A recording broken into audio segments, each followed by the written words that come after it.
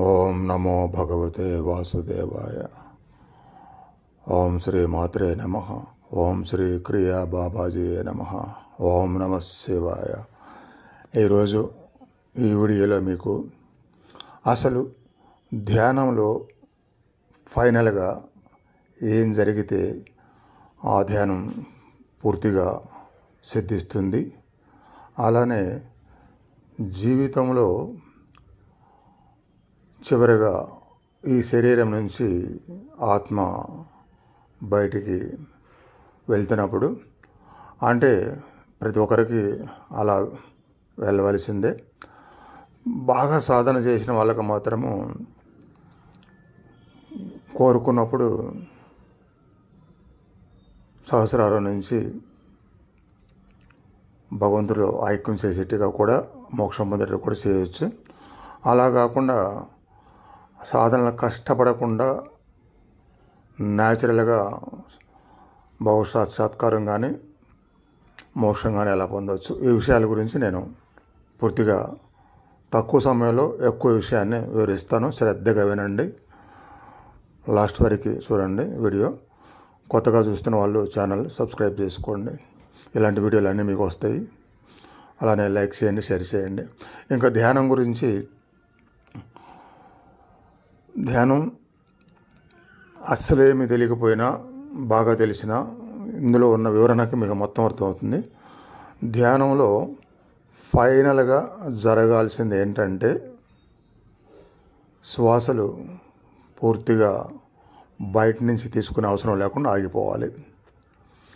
అనేక రకాల సాధన పద్ధతులు చేస్తూ ఉంటే అలా జరుగుతుంది. లేదా ఎంతో భక్తిభావము జీవితాన్ని చాలా ప్రశాంతంగా నడిపిస్తూ భగవద్గీతలో చెప్పిన శ్రీకృష్ణ పరమాత్మ ఆత్మజ్ఞాన విషయాన్ని, అందులో చెప్పిన అన్ని అధ్యాయాల్లో ఉన్న విషయాన్ని అర్థం చేసుకొని జీవితాన్ని ప్రశాంతంగా ధైర్యంతో ఎలాంటి ఆర్భాటాలు లేకుండా చాలా సింపుల్ జీవితాన్ని నడిపిస్తూ మనసు చాలా ప్రశాంతంగా ఉంచుకుంటే కూడా, ధ్యానంలో కళ్ళు మూసుకొని ఆ భగవంతుని మనసులో ఉంచుకొని విశ్రాంతిగా కూర్చుంటే కూడా కొంత సమయానికి ఆ ప్రశాంతమైన జీవితం వలన, అలానే భక్తి వలన జీవితం మొత్తానికి కావాల్సింది కేవలం సార్థకత, ఇంకా వేరే ఏం అవసరం లేదు అనే భావాల వలన అది జరుగుతుంది. కానీ ఈ రోజుల్లో అలాంటి భావాలతో జీవితంలో చాలామంది ఉండలేకపోతున్నారు. కాబట్టి ఎంతో కొంత సాధనలు అవసరమే. ఆ సాధనలు ఎలాగూ మీకు అనేక రకాల సాధనలు నేను చేస్తూనే ఉన్నాను.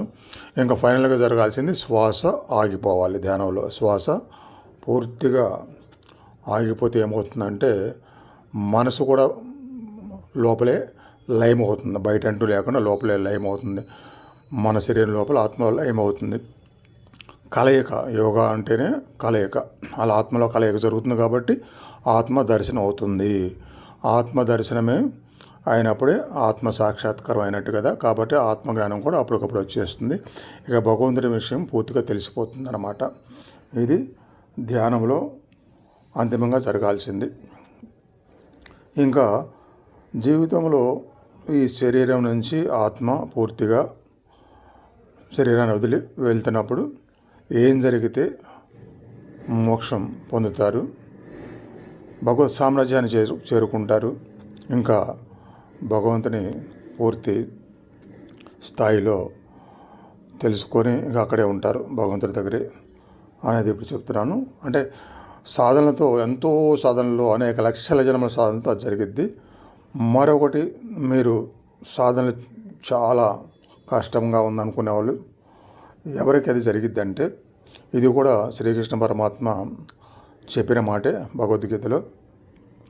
ఎవరైతే అంతిమ సమయంలో, అంటే ఇంకా ఈ శరీరం నుంచి ప్రాణం పోతున్నప్పుడు నన్నే స్మరిస్తూ, నన్నే దర్శిస్తూ ఎవరైతే ప్రాణాన్ని వదిలేస్తారో వాళ్ళు నన్ను చేరుకుంటారు, నన్ను పొందుతారని చెప్పారు. అంటే ఇంకా చివరి క్షణాల్లో, ప్రాణం పోతున్న చివరి క్షణాల్లో ఓం నమో భగవతే వాసుదేవాయ అని కానీ, ఓం నమ శివాయ అని కానీ, ఓం శ్రీ మాత్రే నమ కానీ, మొత్తానికి ఏ భగవంతుని మీరు మనసులో పెట్టుకొని మీకు ఇష్టమైన భగవంతుని స్మరిస్తారో ఆ భగవంతుని చేరుకుంటారు అని అర్థం. మరి ఇది చేయగలుగుతారా? జీవితం మొత్తం మానసికంగా అనేక సంఘర్షణలతో జీవితం నడిచిపోతే ఆ చివరి క్షణాల్లో అప్పుడు కూడా అనేక రకాల భయాలు, ఆలోచనలు, మామూలు బంధువులు, ఇంట్లో వాళ్ళందరూ గుర్తురావడం జరిగింది కదా. అందువల్లనే ముందు చెప్పినట్టుగా ఎప్పుడు ప్రశాంతత, భగవంతుని జ్ఞప్తిలో ఉంచుకోవడము, నామస్మరణ, కొంత ధ్యానము, ఇవి జరుగుతుంటే వాళ్ళకి సాధ్యపడుతుంది. ఇప్పుడన్నీ జీవితం అంతా అలాంటిది ఏం పట్టించుకోవద్దు, కేవలం చివరి క్షణాల్లో తలుచుకున్నవాళ్ళే అని అనుకుంటే అది ఎట్టి పరిస్థితుల్లో జరగదు. చిన్నప్పుడు నేను కూడా తెలియక అదే అనుకున్నాను, ఎందుకు జీవితం అంతా ఈ సాధన లాస్ట్లో అలా చేయొచ్చు అంటున్నారు కదా అని. కానీ ఈ మానసిక స్థితి గురించి తెలుసుకున్న తర్వాత అది అసాధ్యం అనిపించింది.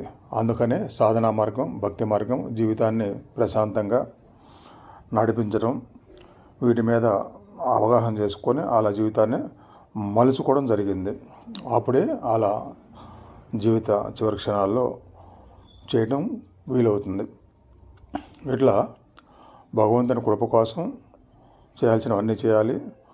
సాధ్యమైనంత సాధనలు, ఇక మరీ మామూలుగా కావట్లేదని కాదు కదా, ఎంత సాధ్యమైతే అంతా చేస్తుంటే ఆ మనసులో ఉండే నిర్ణయాల వలన, మంచి భావాల వలన, భగవంతుని మీద ఇష్టం వలన భగవంతుడే ఆ సాధనని పెంచే విధంగా, మంచి అనుకూలతలు వచ్చే విధంగా అనుగ్రహం కలిగేట్టుగా జరిగిద్ది. ఆ అనుగ్రహం కలగడానికి, సాధన బాగా జరగటానికి అనేక విధాలుగా ప్రతిరోజు అందరి కోసం నేను ప్రయత్నం చేస్తూనే ఉన్నాను. ఇలా చెప్పేవి కానీ, వీడియోలు కానీ, సాధన చేయించేవి కానీ.